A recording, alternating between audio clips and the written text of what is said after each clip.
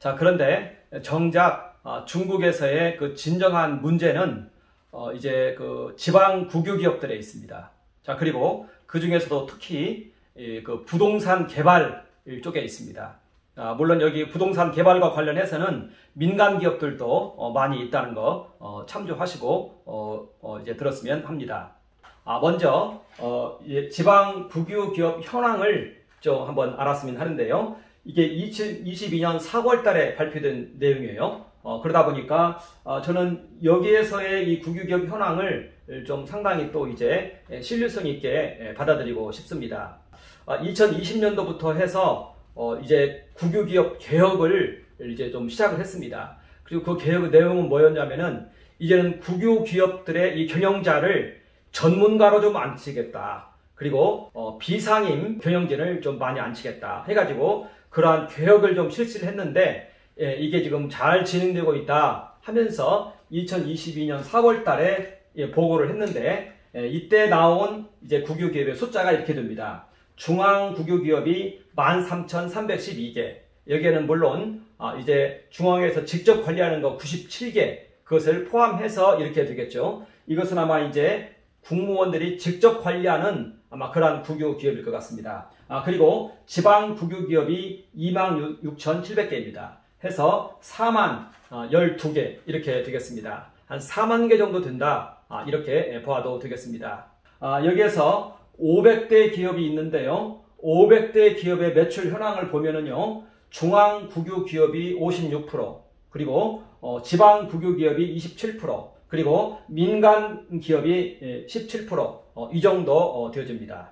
그러니까 500대 기업의 약 83% 정도의 매출을 전부 국유 기업에서 올리고 있다는 것입니다. 자, 그런데 이때 여기에서 지방 국유 기업은 거의 사기업과 다를 바가 없다. 이렇게들 이제 현재에 있는 사람들이 이제 이야기를 합니다. 그런데 이게 굉장히 좋은 얘기 같지만요. 사실은 주인이 없다는 얘기하고 같은 얘기인 것입니다. 국가가 주인이 돼가지고 그 공무원들이 직접적으로 관리하는 이 56%는 나름대로 짜임새가 있습니다.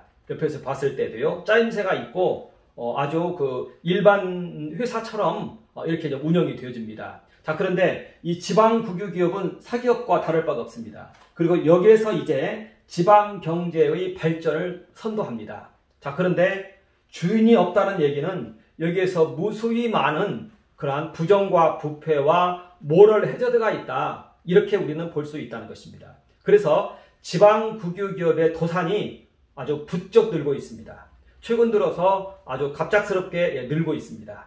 하나의 이제 여러 가지 한계가 드러나는 것이 아닌가, 이러한 생각을 하게 하는 것입니다.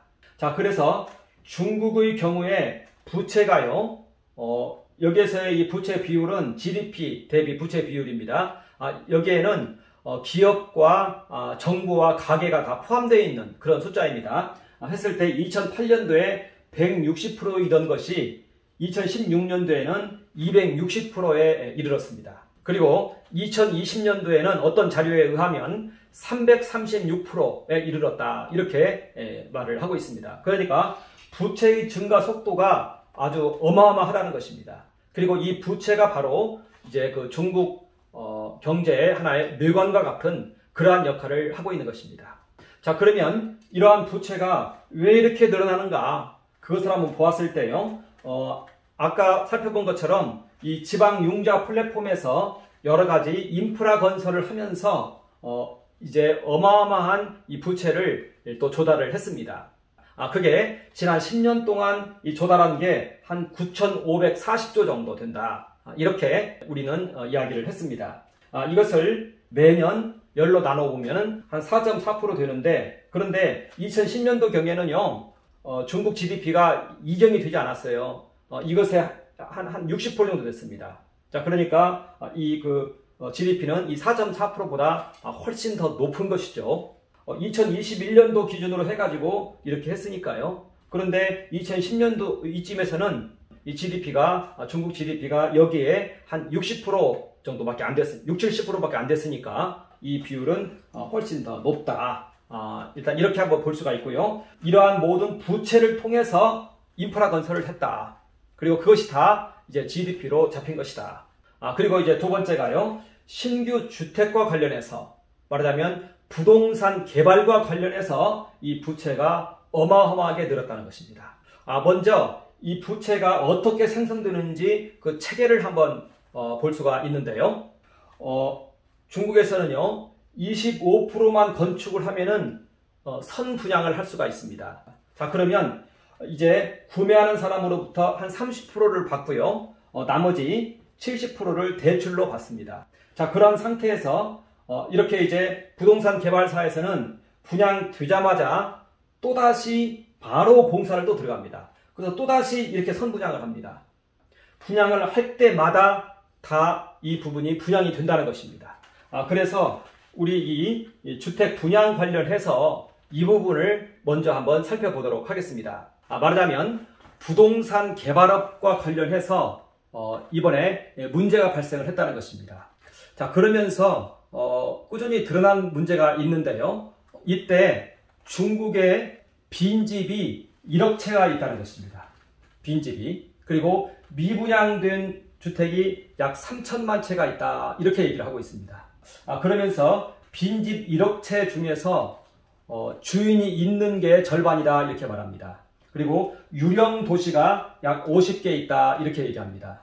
자, 그래서 빈집 1억 채하고 미분양 3천만을 나눠가지고 1억 3천만 채가 문제인지 아니면 1억 채 안에 이 미분양 3천만 채가 있는지 이것은 좀 더 알아봐야 되는 그러한 상황인데요. 일단 1억 채가 빈집이다 이런 얘기하고 또 3천만 채가 미분양이다 이렇게 이야기를 하고 있습니다. 자, 그러니까요 부동산 개발업에서 문제가 좀 발생을 했는데 부동산 개발은 이렇게 되어집니다. 지방 정부에서 토지를 판매합니다. 아까 얘기했죠. 그랬을 때 주요 구매처는 이러한 부동산 개발사입니다.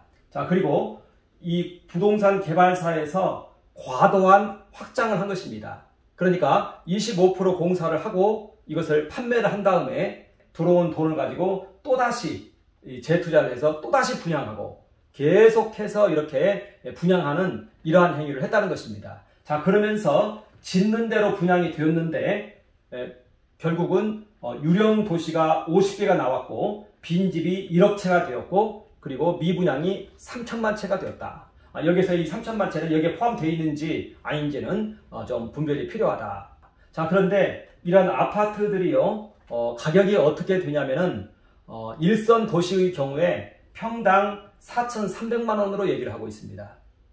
일선 도시의 경우에 평당 4,300만 원. 그리고 이것이 이제 32평 잡으면 약 14억 정도 된다는 것입니다. 우리나라나 크게 다르지 않은 그러한 정도의 부동산 가격인 것입니다. 이런 데들이 지금 이제 1억 채가 비어 있다는 것입니다. 자, 그런 상태에서 민중들의 실상은 어떤가? 18만 원 이하로 받는 사람이 40%입니다. 월 18만 원 이하의 급여자가. 그리고 월 36만 원 이하의 급여자가 60%입니다. 이것은 리커창이 발표한 수치입니다. 리커창이 지난 2021년 아마 4월, 5월경에 발표한 수치입니다. 자, 그리고 도시에 있는 회사 직원들의 급여가 월 104만 원 정도 됩니다. 월 104만 원 정도.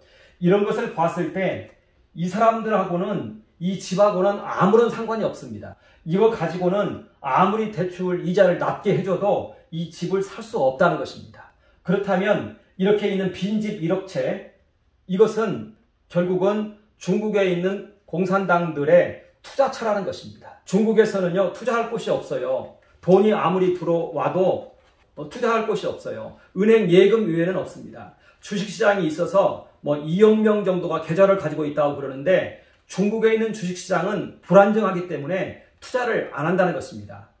이렇게 돈이 생기면 다 어디로 가느냐? 전부 이 부동산으로 간다는 것입니다. 이 부동산이 계속 가격이 오르기 때문에 투자처로 알고 그것을 산다는 것입니다. 그리고 이제 고위 관료들은 해외로 가지고 가죠. 해외로.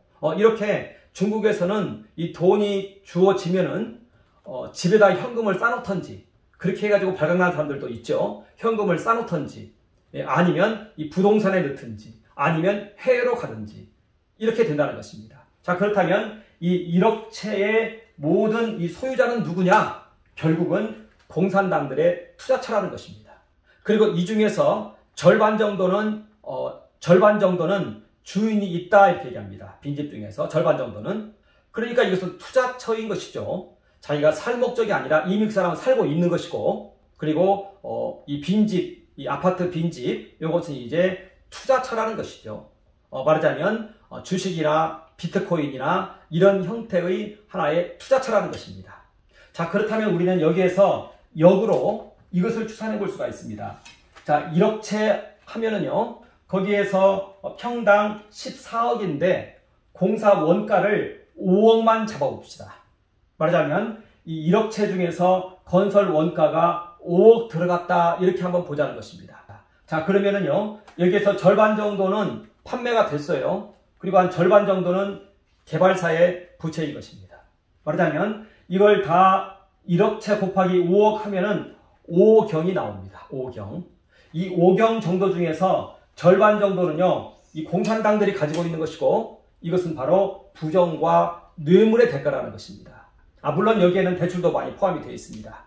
자, 그리고 또 하나는 2.5경 정도는 개발사의 부채라는 것입니다. 개발사의 부채를 통해서 이렇게 집을 지었다는 것입니다. 자, 그리고 그 다음에 3천만 채 중에서 이것도 5억 잡으면 1.5경인데 이것은 일이 들어가야 될지 아니면 배제돼야 될지 그건 잘 모르겠습니다. 자, 이렇게 놓고 봤을 때 우리나라 GDP가 약 2,000조를 좀 봅시다. 그리고 환율을 1,200원 잡았을 때는 2,160조거든요. 중국 GDP가 약 2경 정도 됩니다. 이 2경 중에서 개발사의 부채가 차지하는 게 약 2.5경입니다. 이것을 10년으로 나누어 봅시다. 10년으로. 그러면 이게 0.25경 정도 됩니다. 매년 차지하는 포션이 그렇다는 것입니다. 그것을 GDP로 보았을 때 12% 정도 된다는 것입니다. 말하자면 주인 없는 빈집과 미분양 이걸 합쳤을 때 여기에서 GDP에서 차지하는 비중이 12%까지 볼 수 있다는 것입니다. 그러니까 약 12% 정도. 그리고 이쪽에 이제 그 지방 공공건설을 통해서 조달된 그러한 부채와 GDP 이게 한 4.4% 맞죠? 이렇게 한 16.4% 정도가 결국 부채를 통한 그러한 GDP로 우리는 볼 수 있다는 것입니다. GDP로 한번 추정해 볼 수도 있다. 물론 제가 말한 여기에는 많은 그러한 전제가 포함된 상태에서 단순 추정을 하고 있는 것입니다. 그런데 제가 이렇게 추정한 것에 대해서 논리적인 해설은 되어지는 것입니다. 자, 그러니까 여기에서 2.5경 정도는 개발사의 부채를 통한 GDP고요. 그리고 2.5경 정도는 부정과 뇌물에 근거한 GDP라는 것입니다. 그리고 공산당들은요, 대출금도 없이 그냥 집을 산다고도 해요. 이번에 시진핑이 샤오캉 사유를 말하면서 그리고 개혁을 얘기하고 있습니다. 부정을 근절하겠다. 호랑이든 여우든 쇠파리든 닥치는 대로 다 때려잡겠다. 이렇게 하면서 대대적인 그러한 이제 숙청 작업을 했습니다. 부정과 뇌물을 근절시키겠다는 것이죠. 자, 그러면은요, 부정과 뇌물이 중국에서 근절이 되면은 중국은 망하는 것입니다. 이 GDP가 날아가는 것입니다. 이게 아이러니입니다. 이것이 이제 중국 경제, 사회주의 시장 경제의 아이러니인 것입니다. 그 자유민주주의, 자본주의 시장 경제에서는 기술을 가지고 열심히 경영한 사람들이 소득을 누리게 되어 있습니다. 그렇게 해서 이렇게 구매를 하는 것입니다. 그런데 중국에서는 그러한 사람들이 여기에 대한 구매자가 아니에요. 부정과 뇌물을 가진 자가 이러한 그 집들에 대한 구매자인 것입니다.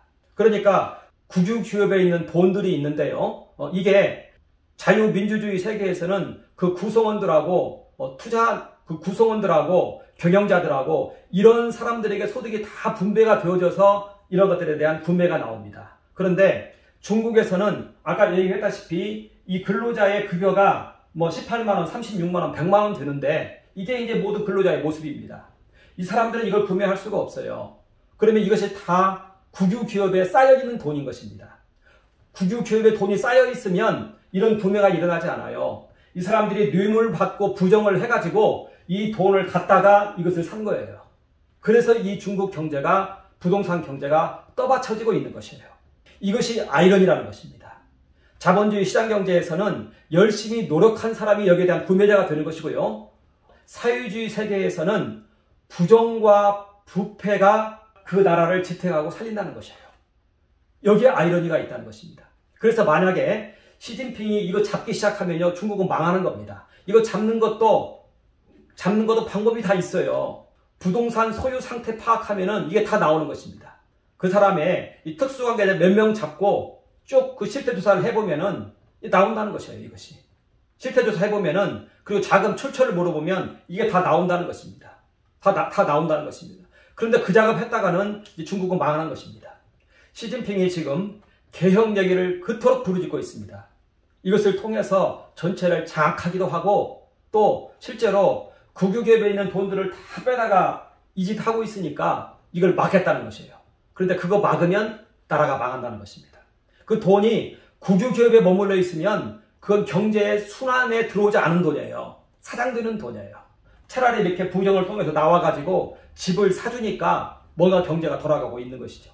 이것이 이제 사회주의 시장 경제의 아이러니라는 것입니다. 이 부정과 부패가 없으면 이 빌딩도 올라가지 않고 계속 다 그 빈집으로 그렇게 된다는 것입니다. 이런 걸 놓고 보았을 때 중국에 있는 GDP의 29%를 차지하고 있는 이 부동산 관련된 GDP에 이와 같은 허수가 있더라는 것입니다. 말하자면 정상적 GDP가 아니더라는 것입니다. 여기 절반 정도는 개발사의 부채를 통해서 나타난 GDP고, 또 이 절반 정도는 부정을 통해서 나타난 GDP더라. 이렇게 우리는 볼 수 있다는 것입니다. 그래서 이 세계는 부정이 없으면 망하는 세계인 것입니다. 그리고 이제 이자율을 높여보세요. 그럼 부동산 가격이 폭락을 합니다. 그래도 망합니다. 이자를 높일 수가 없습니다. 그리고 이와 같은 부동산 개발사들이 어마어마한 그림자 금융을 썼는데 이것이 지금 위기로 다가오고 있다는 것입니다. 그래서 21년 헝다 사태 이후로 1년 사이에 대기업 정도에 속하는 개발사들 21개 업체가 도산을 했다는 것입니다. 그리고 5분의 1에서 3분의 1 정도의 부동산 개발사들의 도산을 예상하고 있다는 것입니다. 아마 시진핑은 아마 대안을 세우겠죠. 그동안 주택 담보대출도 제재하려고 했는데 아마 그거 제재 못할 겁니다. 그리고 이자율도 높이지 못할 겁니다. 그리고 부동산 개발사들의 부채 비율도 이제 헝다 잡혔으니까 다시 풀 것으로도 예상이 되어집니다.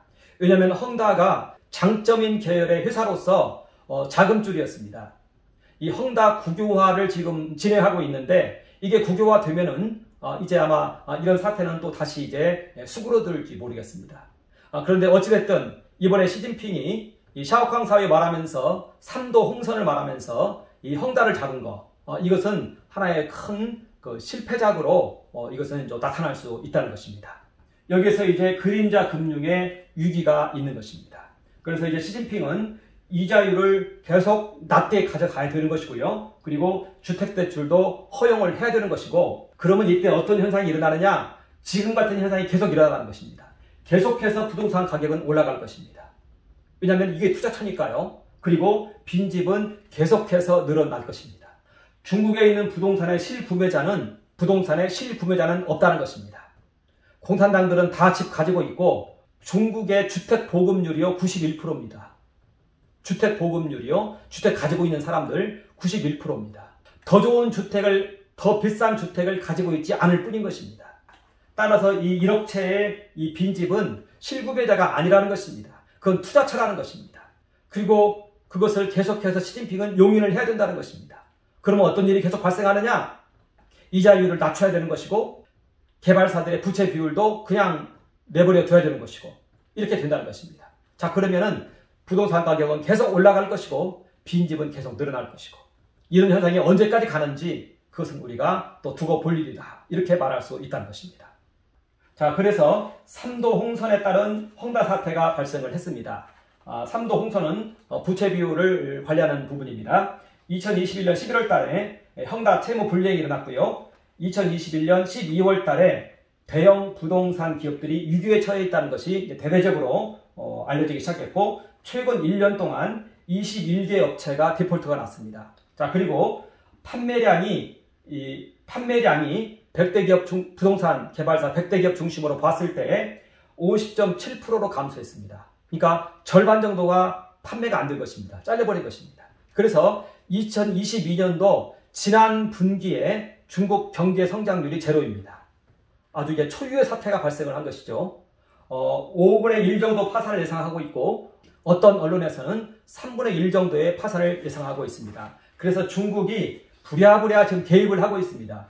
그래서 은행에 2천억 위안 정도를 제공을 했고요. 그리고 이 은행을 통해서 부동산 기업들에게 1억 위안 정도의 대출을 해줄 것을 이제는 이제 지시를 했습니다. 그래서 부동산 개발사들을 이제 디폴트 위험을 막아보겠다 이렇게 말하고 있는 것입니다. 1조 위안이면요 180조 원 정도 됩니다. 이렇게 해서 이 문제를 수습하려고 이제 시진핑은 노력을 하고 있습니다. 자, 그러면서 주택담보대출도 그동안 그동안 제약을 했었는데 이것을 최근에 풀고 있다는 얘기를 제가 듣고 있고요. 좀 있으면 아마 이제 이 부채 비율도 풀지 몰라요. 왜냐하면 헝다 잡았으니까요. 왜냐하면은 헝다가 이제 국유 기업으로 이제 되어가고 있으니까요.